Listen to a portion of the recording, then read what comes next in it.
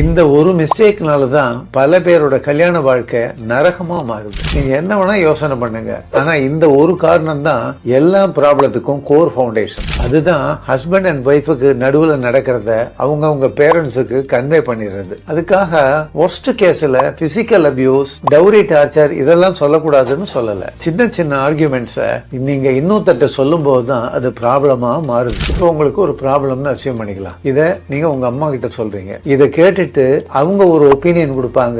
அவங்க எக்ஸ்பீரியன்ஸ்ல அவங்க மனசு கேட்காம அவங்க அக்கா கிட்டயோ தங்கச்சிட்டியோ புலம்பி தீப்பாங்க. அப்பதான் சாதாரண ப்ராப்ளம் என்டர்டைன்மெண்டா மாறிடுது. காட்டு தீ மாதிரி எப்படி பரவுதுன்னே தெரியாது. குடும்பத்துல எல்லாருக்குமே தெரியும். உங்க பிரைவேசி அங்க பிரேக் ஆகி தேவையே இல்லாத பல பேரோட ஒப்பீனியனுக்கு கேட் ஓபன் ஆகும். சாதாரணமா ஒரு கான்வர்சேஷன்ல ஆரம்பிச்ச உங்க ஆர்குமெண்ட் ஒருத்தர் பிரிஞ்சு போயிடுற அளவுக்கு டேஞ்சராக சான்ஸ் இருக்கு. சோ ஹஸ்பண்ட் அண்ட் ஒய்ஃபுக்கு நடுவுல நடக்கிற விஷயத்த கான்பிடென்ஷியலாவே வச்சுக்கணும்.